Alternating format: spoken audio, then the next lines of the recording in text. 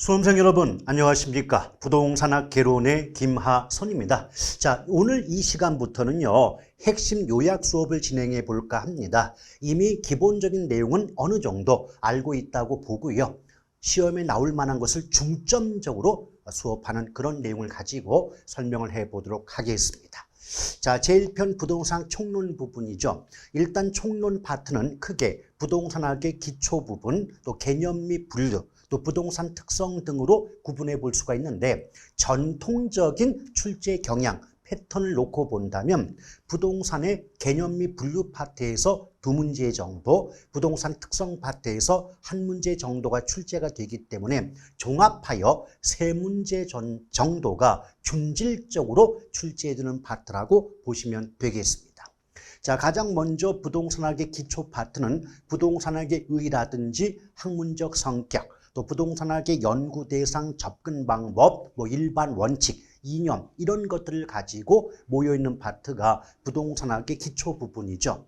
일단 첫 번째 부동산학의 의의를 보면 부동산학이란 부동산과 관련된 문제를 해결함으로써 악화된, 안 좋아진, 즉 갈등적이고 대립적인 관계에 있는 인간과 부동산의 관계를 개선하고 그것을 바탕으로 부동산 활동의 능률성을 최고 높일 목적으로 연구가 이루어지는 종합적인 응용과학이라고 정의해 볼 수가 있는 거죠. 그래서 이 부분을 잘 살펴보시면 인간과 부동산의 관계 개선, 또 부동산 활동의 능률성 제고, 이 두 가지가 부동산학 연구의 목적이라고 이해하시면 될 것 같고요. 또 부동산학은 종합적인 응용과학이다. 이 부분이 부동산학의 학문적 성격이라고 볼 수가 있겠죠. 이미 알고 계신 것처럼 부동산학의 학문적 성격은 크게 5가지 정도로 구분이 되죠. 첫 번째, 종합과학, 응용과학, 경험과학, 인문사회과학, 그리고 규범과학의 성격을 갖는다. 이렇게 볼 수가 있지 않습니까? 근데 종합과학이다. 종합이란 말이 여러 개가 합쳐져 있다는 뜻이니까 부동산학은 종합과학이다. 이 말 속에는 부동산과 관련된 여러 학문, 주변 과학의 영향을 받아서 성립이 된 학문 체계가 부동산학 아니겠느냐, 이런 의미를 담고 있다는 것 알고 계실 거고요. 또 응용과학 그럴 때 일단 응용이란 말 자체가 이미 현실적인 문제 해결에 적용한다는 뜻이거든요. 그렇기 때문에 부동산학이 응용과학이다. 이 말은 현실의 부동산 문제를 해결하고자 여러 가지 정책, 방법 등을 연구하는 학문체계라는 의미를 담고 있는 것이고, 여기서 한 가지 조심할 건 응용과학의 반대말이 기초순수과학이거든요. 따라서 부동산학 이 말이 나왔는데 기초과학이다, 순수과학이다 이런 말이 붙으면 무조건 그 문장은 틀린다는 점 반드시 기억할 필요가 있는 거고요. 그 다음 이제 경험과학 나왔죠. 경험이란 말 자체가 뜬구름을 잡는 게 아니다. 부동산학은 현실의 부동산 활동과 현상을 대상으로 삼는 학문체계이기 때문에 구체적인 경험과학의 성격을 갖는다. 이때 뜬구름을 잡지 않는다. 이걸 예쁘게 포장하면 추상적인 학문이 아니다. 이렇게 말씀드릴 수 있거든요. 그래서 전형적인 문장 구조가요. 추상적 학문이 아니다. 이 말 나오는 그 순간 이미 정답은 구체적인 경험과학을 뜻한다라고 보시면 돼요. 그 다음이 인문사회과학인데 제가 항상 강조드렸죠. 문장 속에서 인문이나 사회 이런 말이 나오면 일단은 인간과 관계가 있음을 전제로 하는 단어들이에요. 그래서 부동산학은 인문과학이다, 사회과학이다. 이 말은 누구와 관계 있는, 인간과 관계가 있는 사회 현상을 연구하는 학문체계이다라고 보시면 돼요. 근데 이 사회과학의 반대말이 자연과학이 되거든요. 따라서 결론적으로 부동산학이라는 말이 나오는데 문장 속에서 기초과학, 순수과학, 자연과학 이런 단어가 붙어 있으면 읽기 중단, 무조건 틀린다라고 기억하시면 돼요. 또 규범과학이 나오는데 어차피 규범과학은 거의 물어보지도 않는 부분이니까 굳이 신경 쓸 여지가 없기 때문에 제가 빈 공간으로 남겨놓은 거죠. 그래서 마지막에 보면 부동산학은 기초과학, 순수과학, 그리고 자연과학이 아니라는 점을 잘 기억해 두실 필요가 있겠군요. 자, 그 다음에 볼 게 부동산학의 연구 대상인데 연구 대상은 크게 부동산 현상과 부동산 활동 두 가지로 구분해 볼 수가 있죠. 그런데 여기서 왜 또 부동산 현상 부분을 제가 빈 공간으로 남겨두었는가? 물어보지 않아요. 우리 기출문제에서 또는 모의고사 문제에서 부동산 현상의 뜻이 무엇이냐라고 묻지를 않습니다. 그럼 문제에서 물어보지 않을 걸 굳이 따져볼 필요까지는 없지 않는가 생각이 들기 때문에 빈 공간을 남겨놨죠. 그런데 현상과 활동 두 가지가 부동산학의 연구 대상인데 이럴 때 문제에서 자주 물어보고 있는 파트는 부동산 활동이라는 거죠. 따라서 부동산 활동을 중심으로 뜻이라든지 속성 부분 같은 경우를 잘 알아두시면 어렵지 않게 정답을 구할 수 있지 않을까 생각을 합니다. 일단 부동산 활동의 뜻을 보니까 누가 인간이 무엇을 대상으로 부동산을 대상으로 전개하는 여러 관리적 측면의 행위를 말한다. 이것이 부동산 활동의 뜻이거든요. 근데 의미를 잘 따져보면 어떤 행위를 하는 주체는 인간이 되는 거죠. 이런 관점에서 부동산 활동의 주체는 인간이다라고 말이 나올 수 있고요. 또 행위의 대상은 부동산이란 물건이 되죠. 그래서 부동산 활동의 객체, 대상은 부동산이다라고 볼 수가 있는 거죠. 그래서 이 의의를 통해서 다른 문장으로 바꾸면 부동산 활동의 주체는 인간이며 객체는 부동산이다. 이런 식의 문장이 나올 수가 있는 거예요. 더불어 부동산 활동은 여러 가지의 구분이 존재할 수 있지만 일반적으로는 소유 활동과 거래 활동으로 구분하는 게 맞아요. 그런데 소유 활동을 보다 잘 하기 위해서는 최유효 이용의 원리를 지도 원리로 삼고 있고요. 또 거래 활동의 능률화를 위해서는 거래 질서 확립의 원리를 지도 원리로 삼고 있다는 점을 잘 기억하시길 바라겠습니다. 어떻게 기억하시면 좋으냐면 소유하니까 이용하고 거래하니까 거래한다. 이렇게 기억하고 계시면 어렵지 않게 혼란 없이 정답을 구할 수 있지 않을까 생각을 하고요. 또한 이런 최유효 이용 또 거래일소 확립의 원리 모두는 부동산학의 일반 원칙 중 능률성의 원칙과 관계가 있다는 거죠. 기출문제에서 능률성이 아닌 경제성, 안전성 다른 단어를 집어 넣음으로써 틀리게 만들고 있다는 것 유념할 필요가 있는 겁니다. 자, 부동산 활동의 주체, 속성 이런 말 나오는데요. 일단은 부동산 활동의 주체는 크게 공적 주체, 사적 주체, 민관 합동으로 구분이 돼요. 자, 공적 주체는 다른 말로 제1섹터, 사적 주체는 제2섹터, 민관 합동을 제3섹터라고 말을 하죠. 그래서 제1섹터, 2섹터 나오는데 여기서 출제가 되는 것은 어떤 걸 물어본다? 종류를 정확히 구분하고 있는가를 물어봐요. 그래서 제1섹터 공적 주체에 보면 상식적으로 정부나 지방자치단체, 각종 공기업 등은 공적 주체라고 볼 수 있지 않습니까? 맞죠? 그리고 2섹터 사적 주체니까 민간이죠. 그래서 어떤 말 나올 수 있을까요? 개인이다, 기업이다, 또는 토지 소유자 조합. 개인, 기업, 토지 소유자 조합 이런 말 나오면 이건 사적 주체 2섹터에 해당이 되겠구나 라고 기억하시면 되고 제3섹터는 사적 주체와 공적 주체의 결합으로서 일반적으로 출제가 될 때는 민관 합동이라고 나오는 경우가 많습니다. 또 부동산 활동의 속성을 보면 첫 번째 대인 활동성, 대물 활동의 속성을 띈다. 이게 앞에서 뭐라고 배웠어요? 앞에서 부동산 활동의 뜻을 배우실 때 부동산 활동의 주체가 인간이고 객체가 부동산이다 라고 들어봤던 기억 나지 않습니까? 맞죠? 바로 이 점이에요. 따라서 부동산 활동의 주체가 인간이기 때문에 대인 활동의 속성을 갖게 되는 거고요. 또 부동산 활동의 객체가 부동산이라는 물건이기 때문에 대물 활동의 속성을 띈다. 이런 말이 가능할 수가 있겠습니다. 그래서 활동의 주체가 인간이기 때문에 대인 활동성, 또 객체가 부동산이라는 물건이 되기 때문에 대물 활동의 속성을 띈다라고 기억하면 되겠고요. 또 이 과학기술성의 속성을 띈다라고 하는데 이게 뭐냐면 자, 부동산학을 접근할 때 체계화된 지식 및 원리의 관점에서는 과학적으로 잘 연구가 이루어질 필요가 있기 때문에 과학성의 속성을 갖는다라고 하는 거고요. 그 과학성의 바탕을 두고 연구된 결과 알게 된 이론이나 원리나 법칙을 실무에 응용할 때는 기술적으로 잘 해야 되지 않느냐는 관점에서 기술성의 속성을 갖는다라고 얘기합니다. 그래서 특징이 있어요. 상대방이 부동산 활동의 속성을 물어보는데 문장 속에서 원리다, 지식이다, 이론이다 이런 단어가 붙어 있으면 과학성을 답으로 하시면 되겠고 또 지문 속에서 실무의 응용 이런 단어가 나오면 기술성을 답하시면 되는 겁니다. 아시겠죠? 자, 그 다음에 또 전문성도 은근히 지문 속에 자주 등장하는 내용인데 자, 전문성은 숫자가 높을수록 전문성이 높아진다, 커진다라고 보시면 돼요.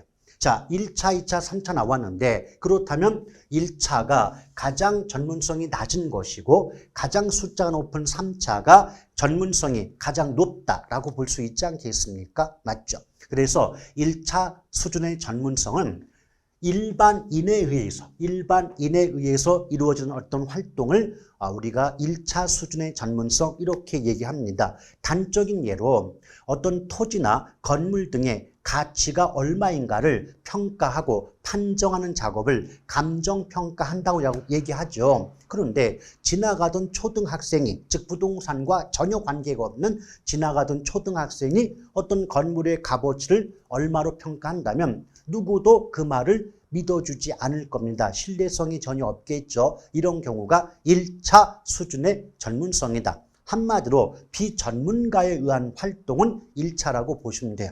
그에 비해서 3차는 뭐냐면 해당 분야의 전문가에 의한 활동이 3차거든요. 제가 조금 아까 감정평가 얘기했지 않습니까? 그럼 상식적으로 감정평가의 전문가는 누구예요? 그렇죠. 감정평가사이죠. 그럼 감정평가사에 의한 감정평가는 그 해당 분야의 전문가에 의한 활동이니까 3차 수준의 전문성에 해당이 된다라고 볼 수 있지 않겠습니까? 그래서 전문가에 의한 활동이 3차인데 대표적인 예로 감정평가사에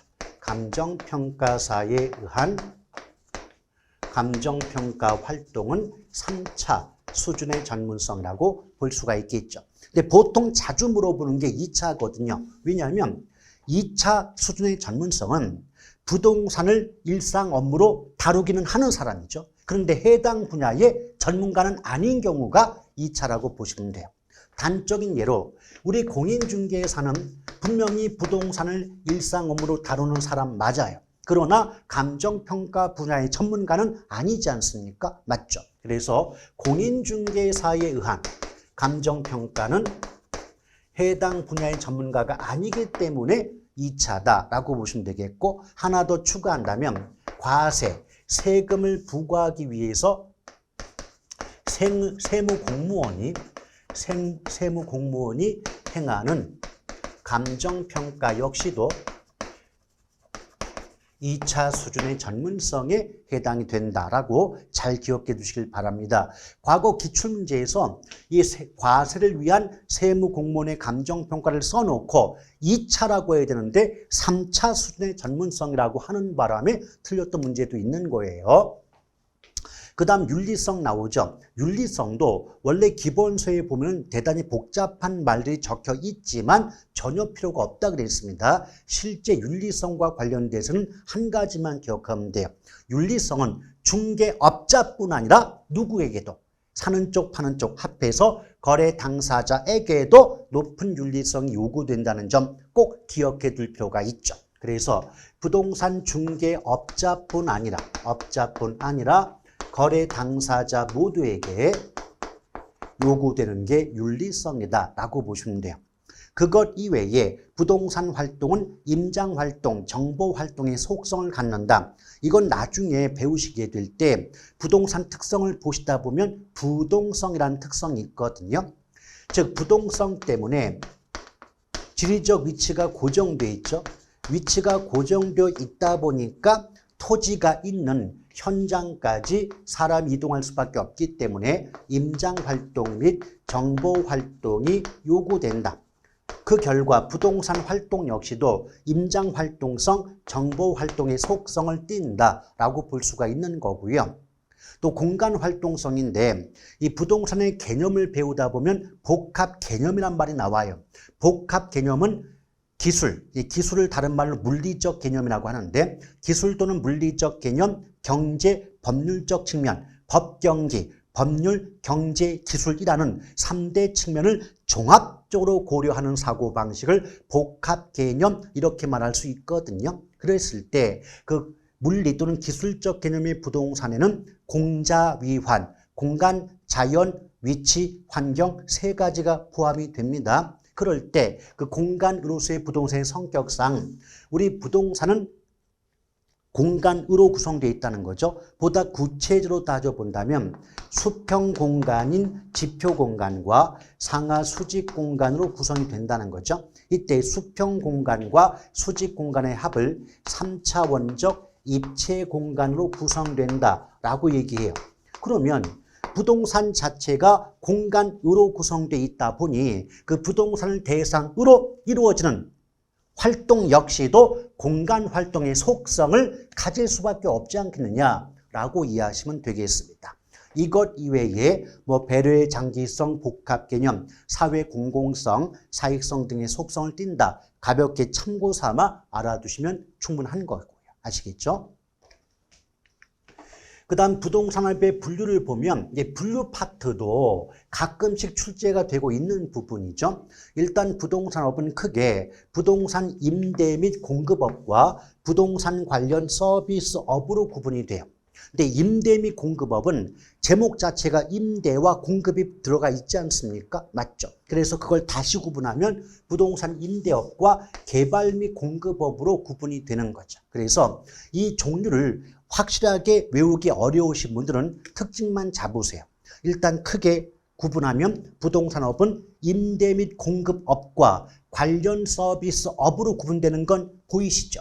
근데 임대 및 공급업은 다시 구분하면 최소한 제목 속에 임대나 공급자가 붙는 거죠. 그래서 문장 속에서 임대업이다, 개발 및 공급업이 있다. 그럼 임대나 공급업 나왔으니까 얘네들은 최소한 서비스업은 아니네, 이런 구분이 가능할 수 있지 않겠습니까? 맞죠? 더불어 임대 및 공급업은 주빅이에요.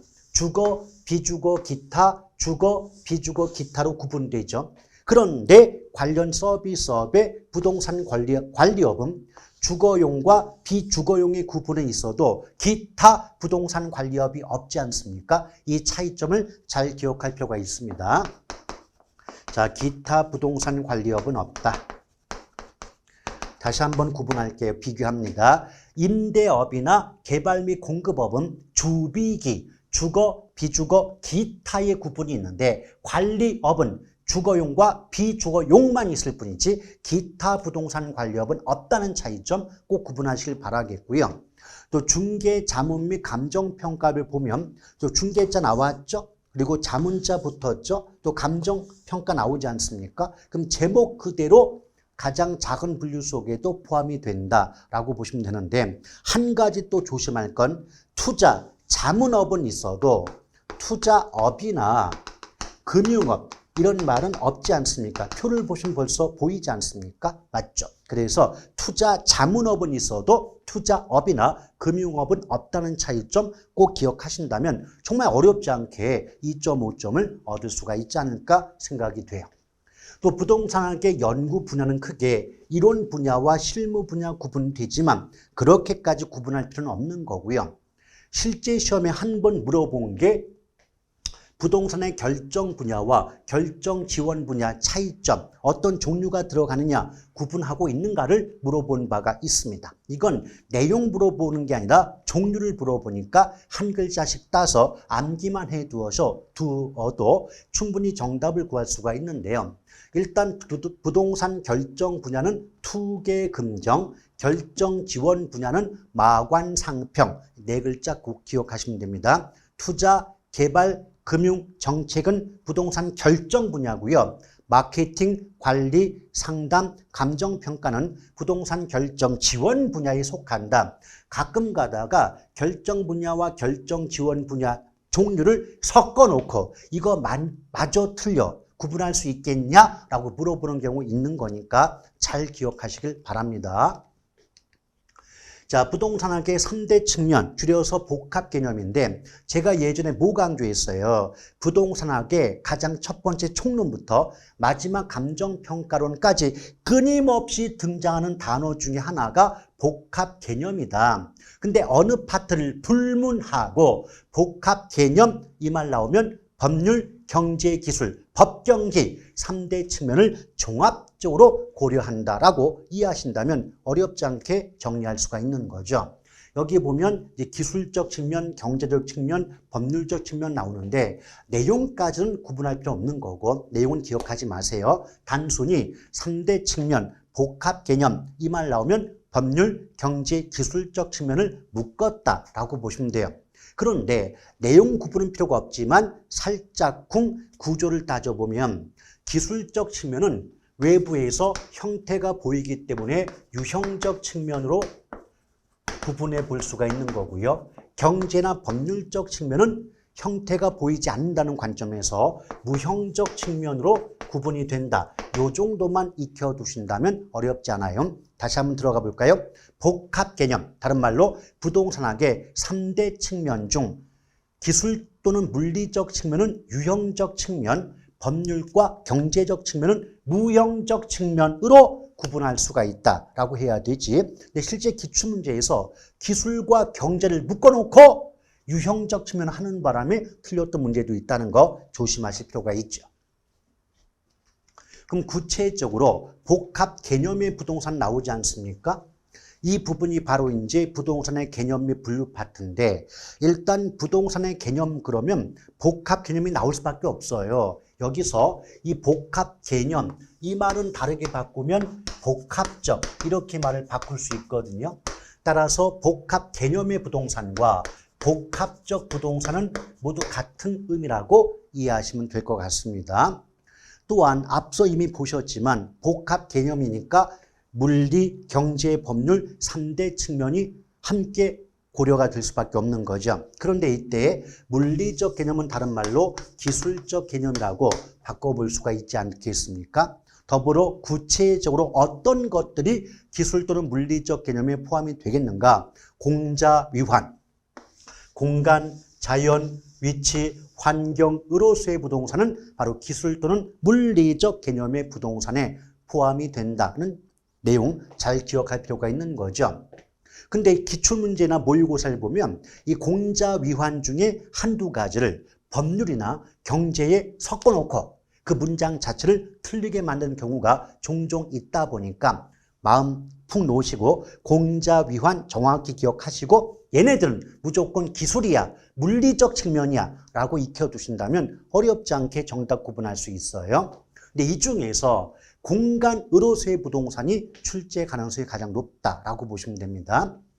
자, 공간으로서의 부동산은 그러면 토지 소유권과 밀접한 관련이 있다고 하는데 구체적으로 우리나라 민법에 보면 토지 소유권은 정당한 이익이 있는 범위 내에서 토지의 상하에 미친다라는 규정이 있다는 겁니다. 여기서 토지의 상하에 미친다는 건 수평 공간인 지표 공간은 물론이고 상하 수직 공간까지도 토지 소유권의 효력이 미친다는 뜻을 담고 있지 않겠습니까? 맞죠? 바로 이 점. 근데 제가 아까 뭐라고 했냐면 토지 자체가 수평 공간인 지표 공간과 더불어 상하 수직 공간으로 구성된다고 할 때 이걸 예쁘게 말하면 3차원적 입체 공간, 3차원적 입체 공간으로 구성이 된다라고 말씀드린 바가 있지 않습니까? 맞죠? 이거 언제 이 말씀드렸습니까? 앞에서 부동산 활동의 속성을 얘기할 때 공간 활동성이 있었죠. 그때 제가 뭐라 그랬어요?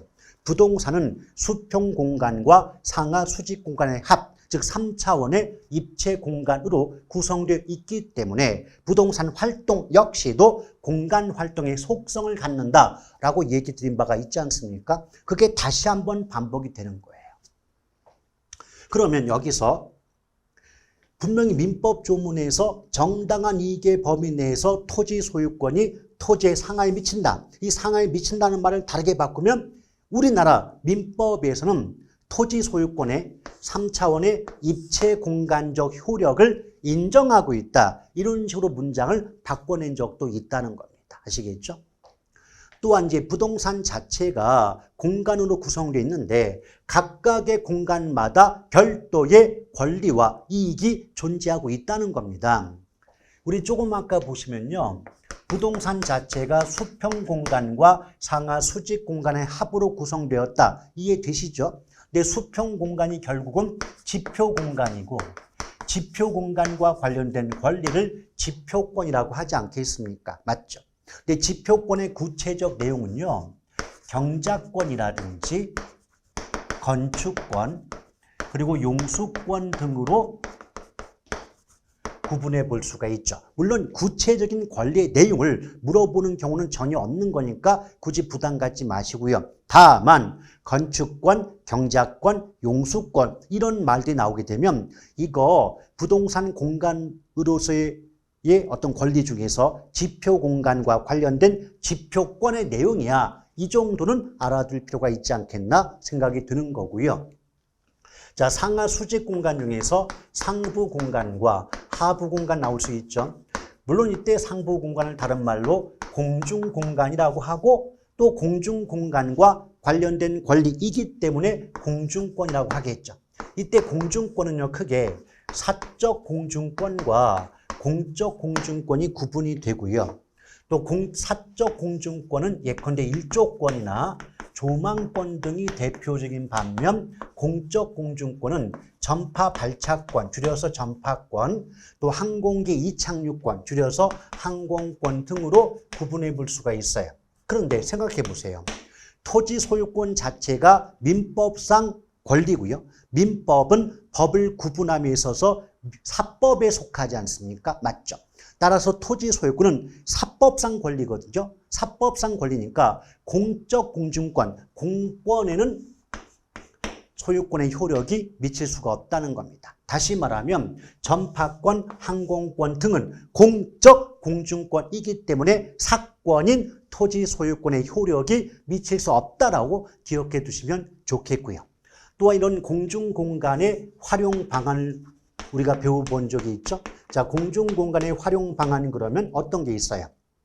자, 활용 방안이 있거든요. 거기에 뭐가 있을까요? 예컨대 뭐 구분지상권이라든지 또 용적률 인센티브 제도 이런 것들은 모두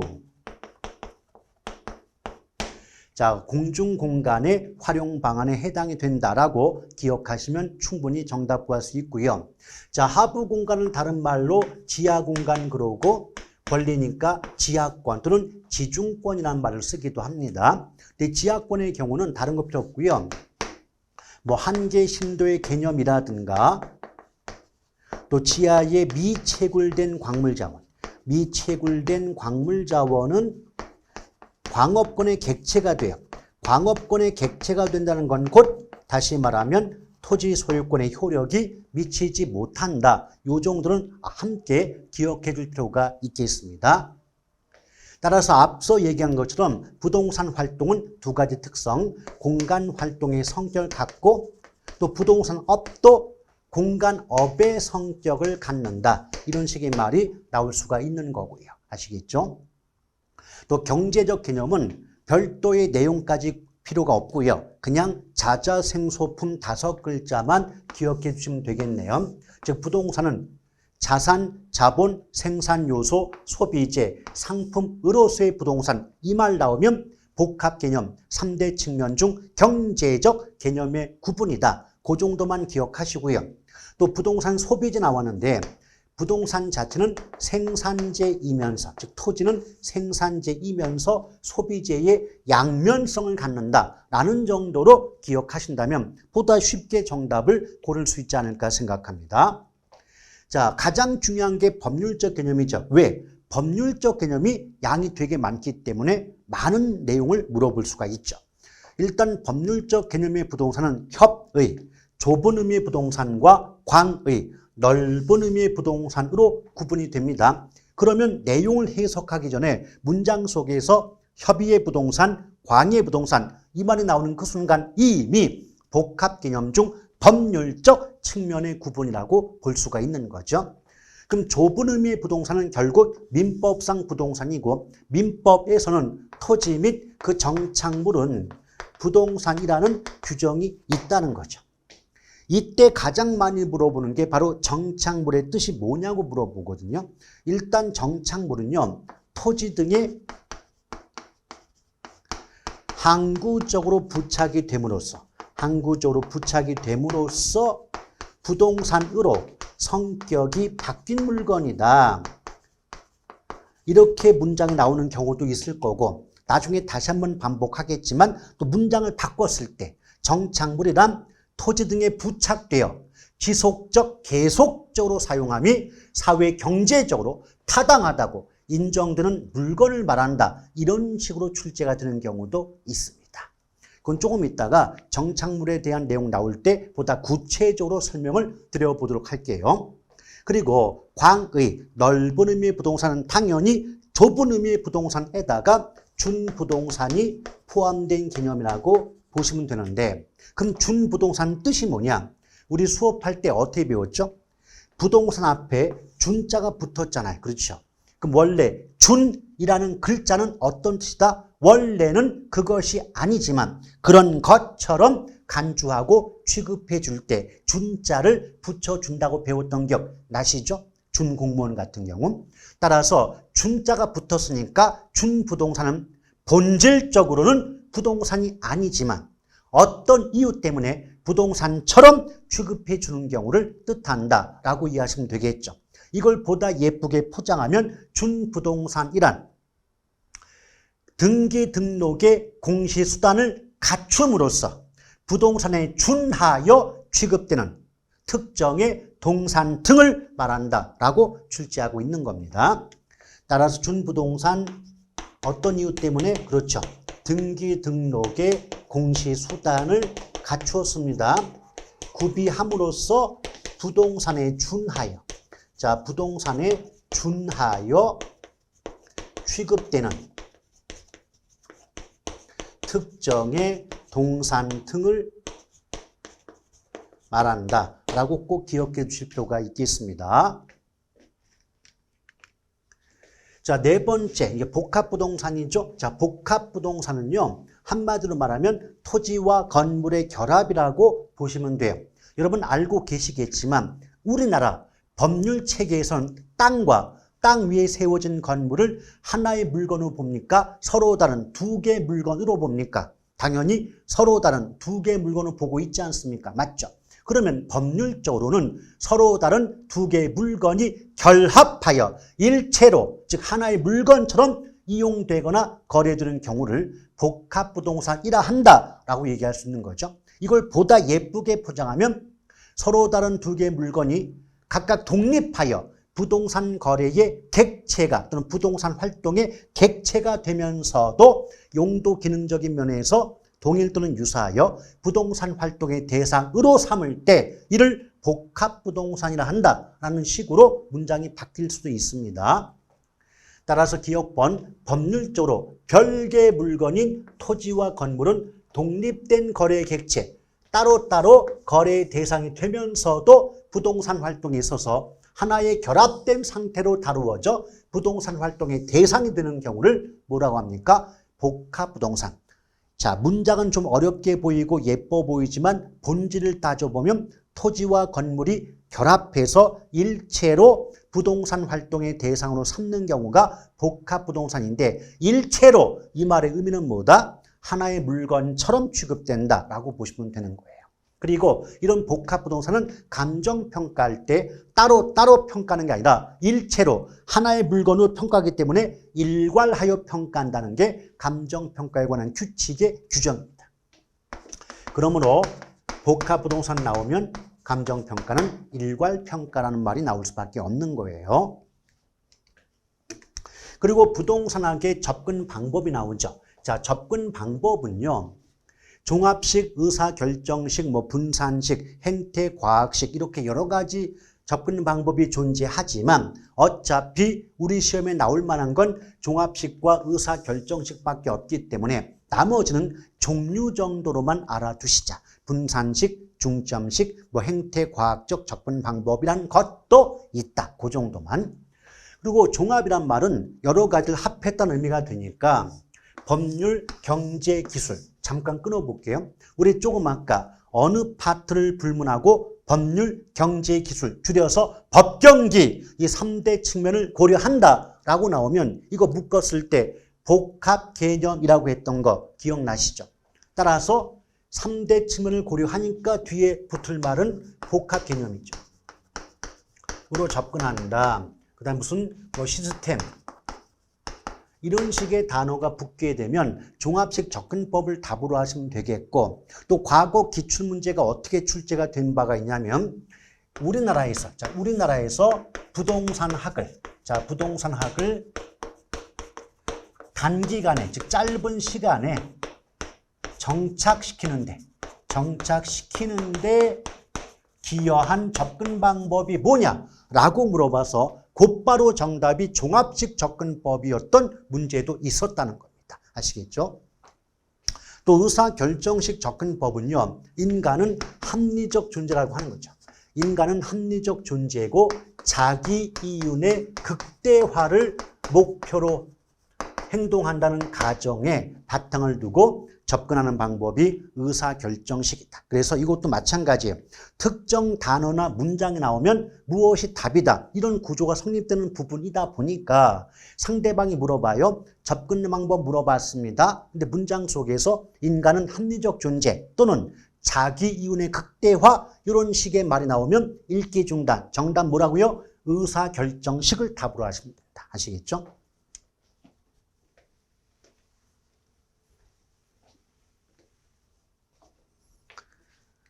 자, 그 다음 6번 부동산학의 이념 나오는데 자, 부동산학의 이념은 부동산학이 추구하는 가치 또는 나아가야 할 방향성을 의미한다. 그러니까 보통 출제가 될 때 이 이념 이렇게 나오는 것보다는 오히려 부동산학이 추구하는 가치라는 말이 보다 자주 출제되는 표현이라고 보실 수 있는 거고요.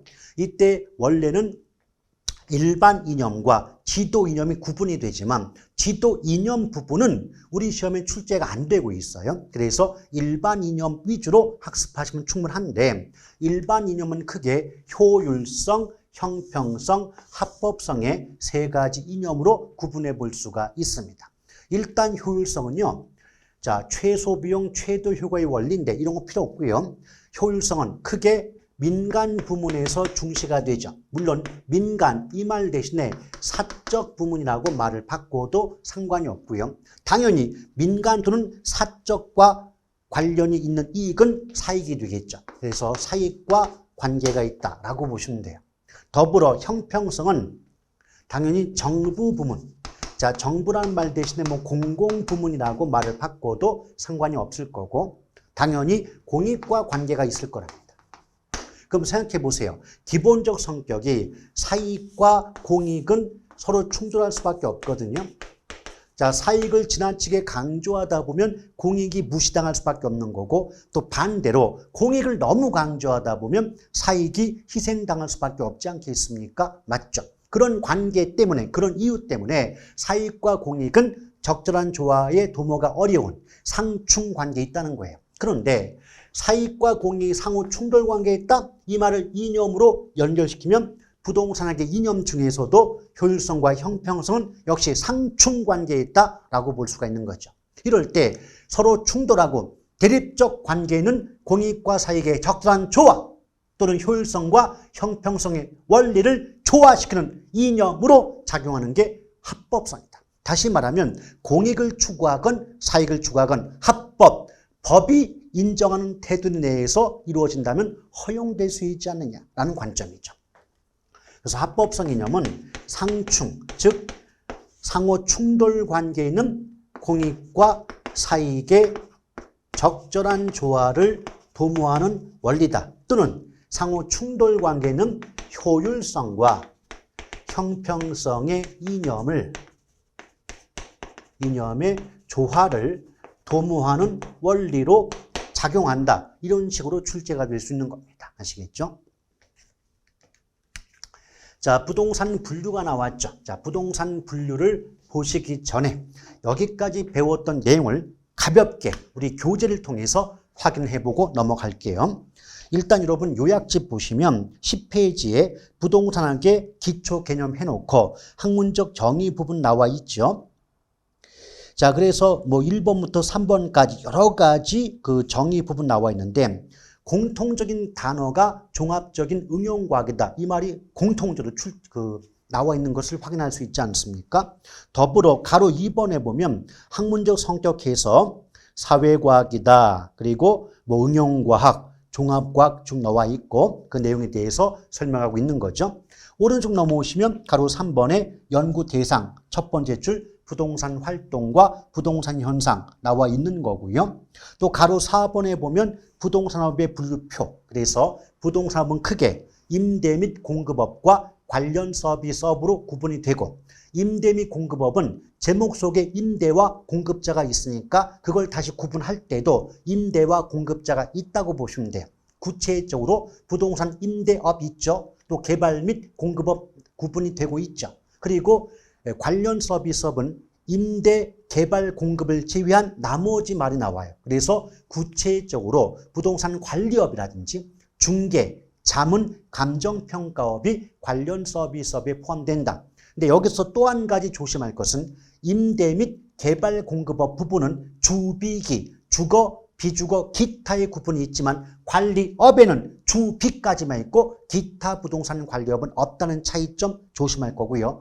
또 한 가지 기억할 것은 자문업, 투자 자문업은 있어도 투자업이나 금융업은 없다는 차이점 꼭 기억하실 필요가 있습니다. 또 가로 5번에 보면 부동산 활동의 분류가 나와 있죠. 그래서 뭐 의사 결정 분야, 결정 지원 분야 나오는데 거기 결정 분야 보니까 투자, 금융, 개발 등 그랬죠. 제가 투개 금정, 투자, 금융, 개발, 정책, 투개 금정은 결정 분야고 결정 지원 분야는 마관 상평, 마케팅, 관리, 상담, 평가 등이 포함된다고 했습니다. 그래서 의사 결정 지원 분야 보니까 뭐 중개라든지 감정평가, 관리, 또 컨설팅이 뭐죠? 상담을 얘기한다라고 보시면 돼요. 또 맨 아래 보면 3대 측면 복합 개념 나왔죠? 내용은 한번 참고로 보시고 제목이 중요합니다. 기술 또는 물리적 측면, 또 법률적 측면, 또 경제적 측면. 우리 어떻게 구분해 있죠? 경제와 법률은 무형적 측면이고 기술 또는 물리는 유형적 측면이라고 제목 앞에는 다 나와 있어요. 자, 그리고 3번에 보면 복합 개념의 부동산 나왔죠. 그래서 복합 개념은 어느 파트를 불문하고 기술, 경제, 법률, 법경기 3대 측면인데 기술을 다르게 바꾸면 물리라고 바꿀 수 있다고 했던 거 기억들 나시죠?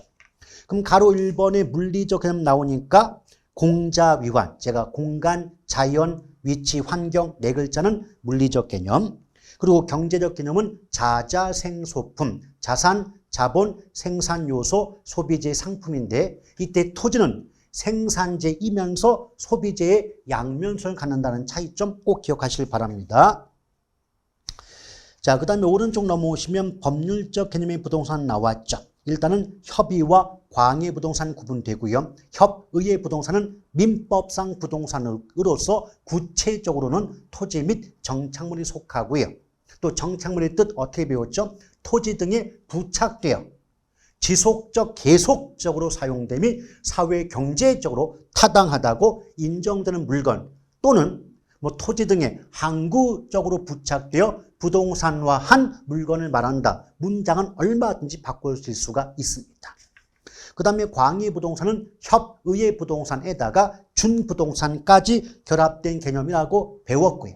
준부동산은 뜻이 뭐다? 등기, 등록의 공시수단을 갖춤으로써 부동산에 준하여 취급되는 특정의 동산 등을 말한다라고 배우셨던 기억 나시죠?